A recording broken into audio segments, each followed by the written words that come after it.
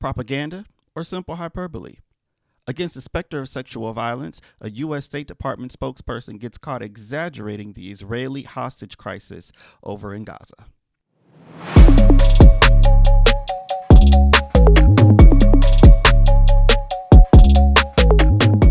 Hey, what up, Ford Up Newsies? Hope you guys are doing well today, tonight, this evening, this morning, whenever you're watching this video. Just thank you for being here. All right, so it looks like the spokesperson for the US State Department kind of stepped in it a little bit the other day during a December 4th State Department daily briefing. Spokesperson Matthew Miller was given the daily briefing, and one of the journalists in the audience kind of caught Mr. Miller, I don't want to say in a lie, but at the same time, it kind of makes you wonder. As you probably heard in the news, there's been a lot of talk in recent days about the sexual violence that allegedly happened, but it happened, right? We just say allegedly because I don't think that there's been a formal commission yet. But yeah, there's been some talk about the sexual violence that took place on October 7th when the Hamas militant group or the militant arm of the Hamas, I don't know if we can even consider them a government, considering that Israel is actually the ones that run everything in Gaza. But anyway, I digress. When Hamas attacked the citizens at Israelis at a music festival, when they broke through the barricades that kind of have Gaza walled off from Israel, and killed about, I believe, 1,200 people. And these were mostly civilians, some IDF soldiers, and employees, right? People working the festival. People were killed, kidnapped, of course, and we're now hearing more about sexual violence that happened. It's been positioned as if no one was talking about this, and maybe we'll do a video on that because people were, but there does seem to be somewhat of a desire, at least if you're looking at the way certain things are being presented, a potential desire to sort of reframe the ongoing genocide, really, of Israel is committing against the Palestinian people in Gaza and low-key in the West Bank. But during this daily briefing, reporter Matt Lee with the Associated Press, he is a longtime journalist and diplomatic writer. He's been with the AP since 2007. Mr. Matt Lee asked Matthew Miller about claims that Miller had made during the press briefing about claiming that Hamas was not wanting to release the women hostages that they still currently have, because Hamas does not want those women hostages to talk about their experiences with while being taken by Hamas. The implication being that these women have been or are currently being sexually abused by Hamas. This comes at a time where, and this is where some folks are sort of questioning some of the timing of this, because this is at a time where Israel's reputation is sort of, in support around the globe, is at an all-time low. And they are actually requesting, or there's like a multi-billion-dollar aid package from the United States that is currently up for vote. And say what you want to say, this does not mean that sexual assaults did not happen. This does not mean that YouTube algorithm, forgive me for, or YouTube standards, forgive me for not saying the word itself, because I feel like you should in these moments. But I'm going to say, I feel weird saying it, I'm going to say grapes happen. And there's a lot of talk about whether or not this is, bringing this up now in the context of, oh, nobody is talking about it. That piece of it is where, if they're really meant to try to launder Israel's sort of reputation in this moment, right? To make them seem like less of the villain as they genocide a whole group of people and drop 2,000 pound bombs. Let's go ahead and get into the exchange between Matthew Miller and U.S. State Department spokesperson Matthew Miller and reporter Matt Lee. So here we go. Matt, can I go back to something you said in response to one of the questions about sexual violence? I'm just interested because the phrasing that you used was curious to me, at least. You said you have no reason to doubt any reports that rape was used as sexual violence was used by Hamas. You said the fact that they, meaning Hamas, continue to hold women hostages, okay, that is a fact. The fact that they continue to hold children hostages, that is also a fact. But then you said the fact that it seems one of the reasons they don't want to turn women over that they've been holding hostage, and the reason that the pause fell apart, is that they don't want those women to be able to talk about what happened to them during their time in captivity.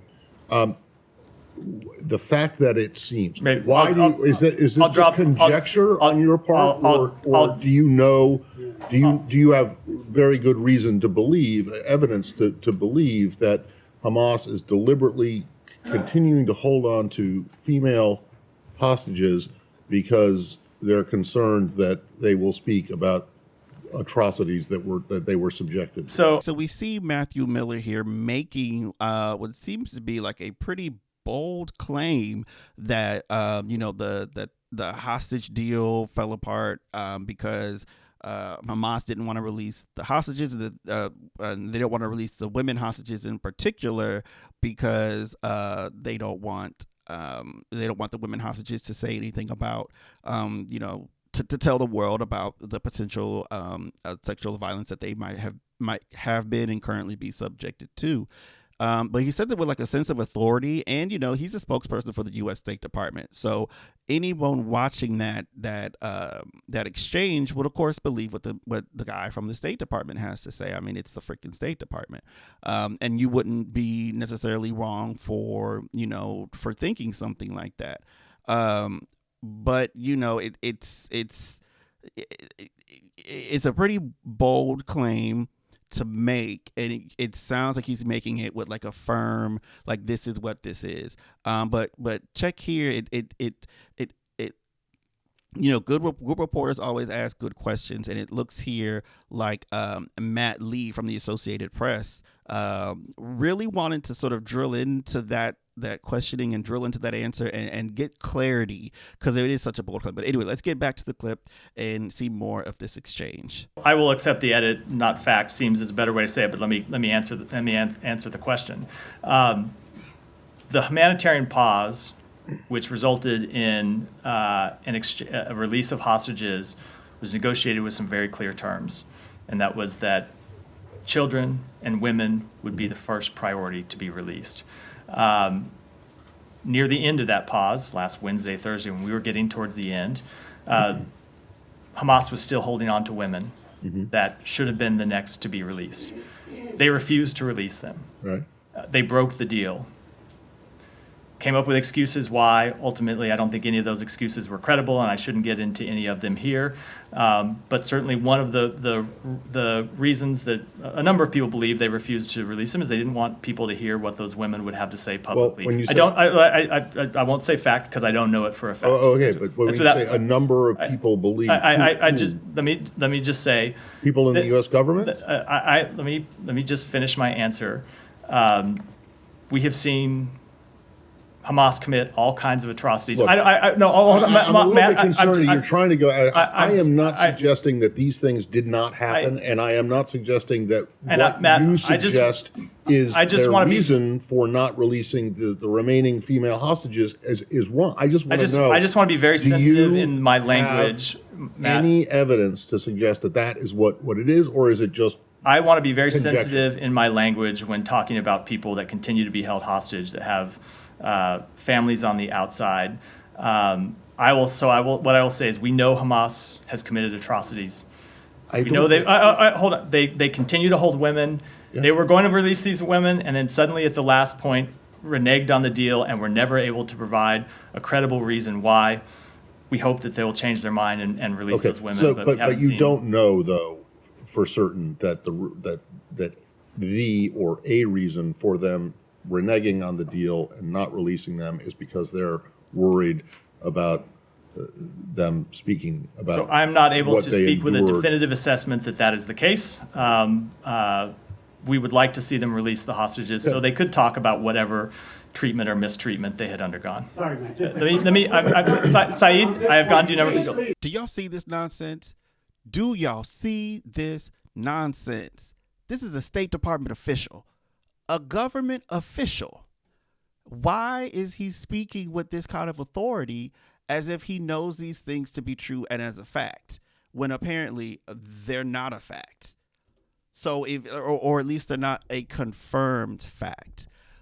Listen, there has been so much propaganda coming out of pretty much all sides at this point, but particularly when it comes to the Israeli government and the information that they release, the claims that they make, and it is very important that people are that we as Americans are able to trust our government institutions to give us accurate information, incredible information. So to casually just say, "Oh, Hamas isn't releasing the women captives because they want them to say that they're being, admit that they're being sexually, abused," is just it's if you don't know that for a fact, then don't say that. Like, why would you say that? It's tacky at best. And I actually want to say too, kudos again to Matt Lee for basically staying on that man's head and basically getting that clarification, really asking that, because like, is that really what we want to be doing? Like, really, is this really the kind of information we want coming out of our spokespeople? Like, you're supposed to be better than that. Why are you not better than that, Matthew the spokesperson, not Matthew the lawyer, or Matthew the journalist. But yeah, kudos to Matt Lee, veteran journalist at the Associated Press, for knowing to stay on that man's head and ask them questions, because that is what we as the American people needed, and we needed that clarification, and we needed him to not sit there and wiggle out of that, right? Because he would have been perfectly fine. I'm talking about Matthew, the spokesperson, the U.S. Department spokesperson. He would have been perfectly fine with us not knowing the truth, right? And I don't mean to sound like a conspiracy theorist, but a part of me feels like, or wonders if he threw that out there, the thing about Hamas holding onto the women hostages, for those reasons, because he wanted to sow that level of anger, right? And because we've seen our government manufacture consent for needless wars before. I shouldn't have said needless. I'm not trying to say that getting the hostages back, that's not needless. The genocide is very needless, though. We don't need to genocide an entire people, but that's a whole other conversation. Or actually, no, it's not. It's part of this conversation. But it really just irritates me that a spokesperson would do that, and it makes you wonder if this was an attempt at spreading propaganda, because Israel's reputation and the numbers of people that are on Israel's side in this thing are at like record low, and there's a multi-billion-dollar aid package from the U.S. that's up for a vote in Congress, and they want that money, and President Biden wants to give them that money, but the American people are saying more and more, no, we don't want to fund the genocide. So maybe they're trying to manufacture consent the way that they did with the wars in Iraq and Afghanistan and stuff after 9/11. I don't know. I want to give this spokesperson, the benefit of the doubt, but that's not the way propaganda works. So again, kudos to Matt Lee for speaking up and calling a thing and demanding the truth. But now, that being said, let's get to what you can do, because there are some lessons from all of us for this and things that we can do going forward.